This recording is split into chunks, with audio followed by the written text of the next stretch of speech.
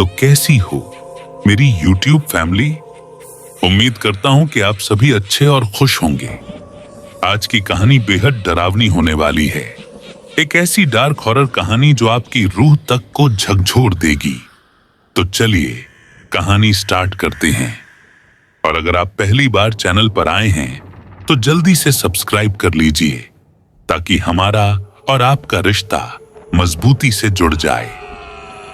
उत्तर प्रदेश के एक छोटे कस्बे में जहां सूरज ढलते ही अंधेरा चारों तरफ फैल जाता है, वहां स्थित है शिवपुर जंक्शन।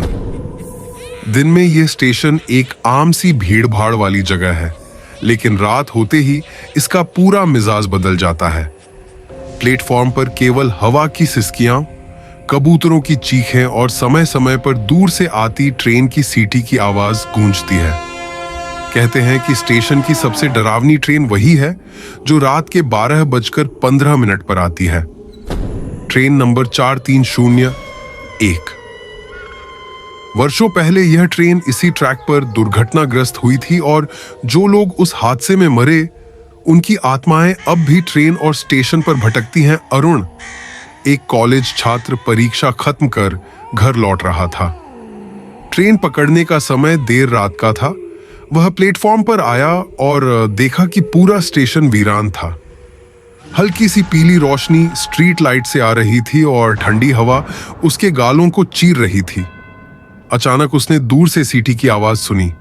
यह आवाज धीरे धीरे पास आती हुई ट्रेन के आने का संकेत दे रही थी। प्लेटफॉर्म के आखिरी कोने पर अरुण ने देखा ट्रेन आ रही थी, पर अजीब बात यह थी कि उसके डिब्बे पूरी तरह खाली लगे। किसी यात्री का चेहरा साफ दिखाई नहीं दे रहा था। अरुण ने सोचा, शायद देर रात है, इसीलिए लोग सो गए हैं। उसने अपने कोच की ओर बढ़ते हुए देखा कि ट्रेन के दरवाजे खुद ब खुद खुल रहे थे, जैसे किसी ने उसे आमंत्रित किया हो। वह डिब्बे में चढ़ा और सीट पर बैठ गया। ट्रेन के अंदर का दृश्य उसके लिए भयानक सपना जैसा था। हर सीट पर लोग बैठे थे, पर उनके चेहरे फीके और उनकी आंखें खाली गड्ढों जैसी थीं। कुछ लोग धीरे धीरे हंस रहे थे, लेकिन वह हंसी इतनी भयानक थी कि अरुण का दिल धक धक करने लगा। जैसे ही ट्रेन चल पड़ी, अरुण ने खिड़की के बाहर देखा। स्टेशन गायब हो चुका था। ट्रेन अब अंधेरी सुरंग में तेजी से भाग रही थी और हर डिब्बे की बत्तियां झपकने लगी। उसने पास बैठे एक आदमी से पूछा, भाई साहब, ये ट्रेन कहाँ जा रही है? वह आदमी धीरे धीरे सिर घुमाकर देखा। चेहरा सड़ा हुआ था और उसकी आंखों से खून टपक रहा था। उसकी आवाज धीमी और सिसकते हुए निकली, मंजिल सबकी एक ही है। कब्र। अरुण का दिल डर से भर गया। वह चिल्लाया, लेकिन कोई आवाज नहीं निकली। तभी ट्रेन के हर कोने से चीखें गूंज उठी। ऐसा लग रहा था जैसे मृत आत्माएं अपने दर्द और पीड़ा को व्यक्त कर रही हों। अचानक ट्रेन रुक गई। प्लेटफॉर्म नहीं था, केवल अंधेरे का एक विशालकाय समुद्र। अरुण का शरीर कांपने लगा। उसे लगने लगा कि कोच के अंदर हवा सघन हो रही है और उसका सांस लेना मुश्किल हो रहा है। ट्रेन की खिड़कियों में उसने खुद को देखा, पर यह वह अरुण नहीं था जो पहले प्लेटफॉर्म पर खड़ा था। उसकी आंखों के भीतर कोई और भूतिया खालीपन बस गया था। उसका चेहरा बदल रहा था, धीरे धीरे सड़ा हुआ और विकृत हो रहा था। अरुण ने भागने की कोशिश की, लेकिन ट्रेन की आवाज ने उसके कानों में ऐसा बजना शुरू कर दिया जैसे कोई पुराना श्राप उसे पकड़ चुका हो। वह जमीन पर गिरा और बेहोश हो गया। सुबह जब अरुण की आंख खुली तो वह फिर उसी प्लेटफॉर्म पर पड़ा था। चारों ओर लोग इकट्ठा थे, लेकिन किसी ने भी ट्रेन की कोई निशानी नहीं देखी। अरुण का बाल आधा सफेद हो चुका था और उसकी आंखों में हमेशा के लिए भूतिया खालीपन आ गया था। उस दिन से अरुण कभी भी पूरी तरह सामान्य नहीं रहा। वह बस दीवारों को घूरता और बार बार यही दोहराता, वो ट्रेन सच थी, मैंने उसे देखा है, मैं अकेला नहीं था। अरुण ने जब प्लेटफॉर्म पर अपनी आंख खोली तो उसे लगा कि जैसे समय ने उसे छोड़ दिया हो। चारों ओर सुबह की हल्की धूप थी, लेकिन उसके भीतर अंधेरा अब भी बरकरार था। वह धीरे धीरे खड़ा हुआ, पर शरीर की ठंडक और बालों में उठ रही ठिठुरन उसे सच में डराने के लिए काफी थी। उस रात की ट्रेन ने उसे पूरी तरह बदल दिया था। अरुण अब अपने आप में अकेला नहीं था। उसके मन में एक अजीब सी आवाज गूंज रही थी। कोई धीरे धीरे उसका नाम ले रहा था। वह प्लेटफॉर्म के किनारे खड़ा था कि अचानक उसने देखा ट्रेन की परछाई प्लेटफॉर्म के सामने दिखाई दी। पर यह ट्रेन वास्तविक नहीं थी।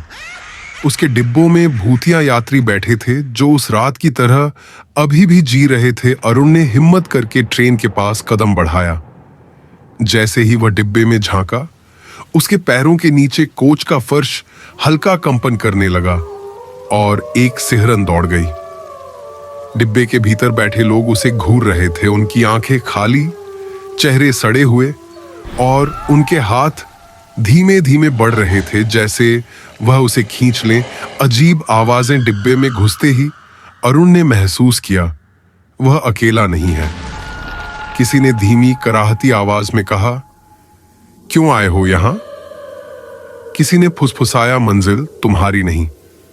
और कोच के अंतिम हिस्से से आती चीखें इतनी तेज और डरावनी थीं कि अरुण के कान बजने लगे। वह पीछे हटने लगा लेकिन उसके पैर फर्श से चिपक गए थे।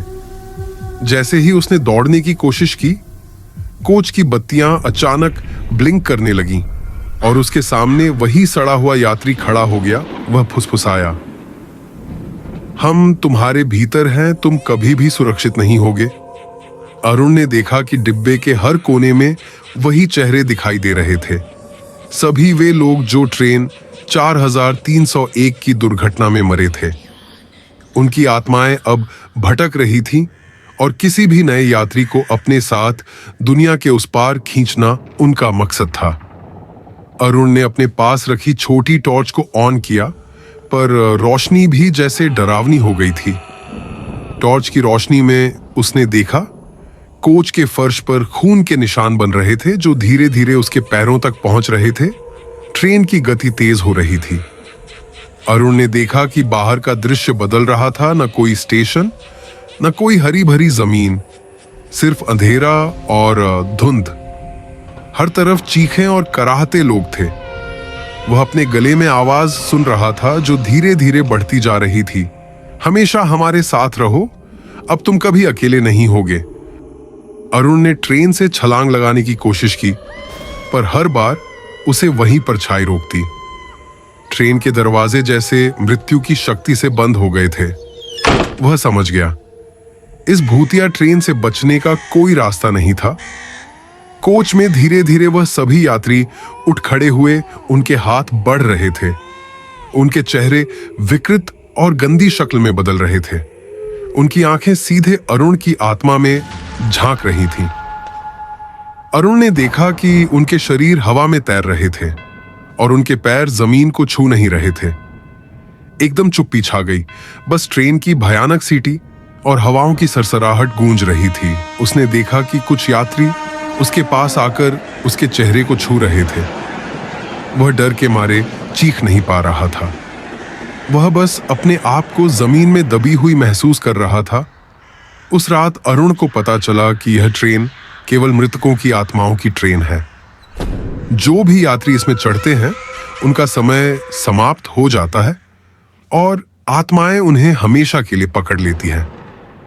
ट्रेन की रफ्तार अब इतनी तेज थी कि अरुण का शरीर हवा में तैरता सा लग रहा था।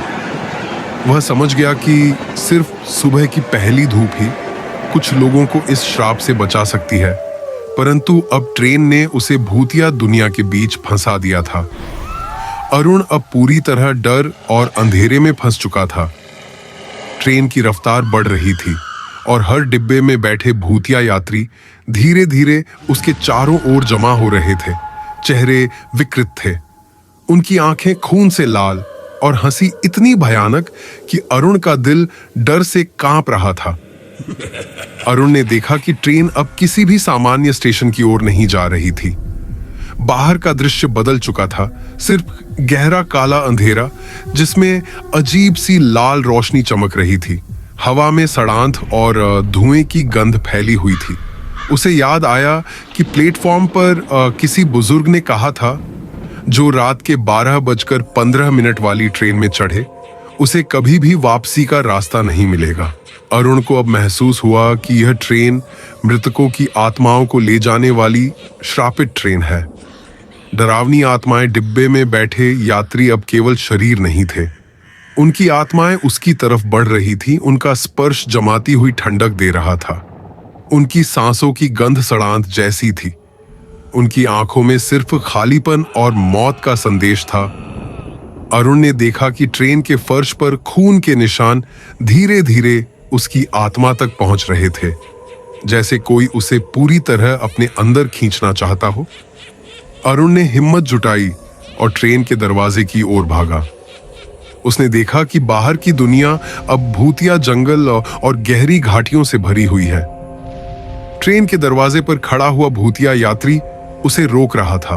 उसने जोर से चिल्लाया, कौन हो तुम? मुझे जाने दो। भूतिया यात्री ने धीमे स्वर में कहा, हम वही हैं जो कभी मरकर भी चैन से नहीं सो पाए। अब तुम भी हमारे साथ रहोगे। अरुण ने आखिरी कोशिश में दरवाजा खोला और छलांग लगाई। जैसे ही वह बाहर गिरा, उसने महसूस किया कि भूतिया ट्रेन की पकड़ ढीली पड़ गई, लेकिन उसके शरीर में अब भी डर और ठंडक बस गई थी। जब अरुण ने चारों ओर देखा तो उसने देखा कि ट्रेन अब गायब हो चुकी थी। प्लेटफॉर्म पर सिर्फ वही अंधेरा और सुनसान वातावरण था। उसने महसूस किया कि यह ट्रेन भूतों और मृतकों को लेकर चलती है, और जो भी इसमें फंसता है वह या तो मर जाता है या हमेशा के लिए बदला हुआ रह जाता है। अरुण ने ध्यान दिया कि कुछ लोग ट्रेन के बारे में जानते थे, लेकिन कोई इसे किसी को भी सीधे नहीं बता सकता था।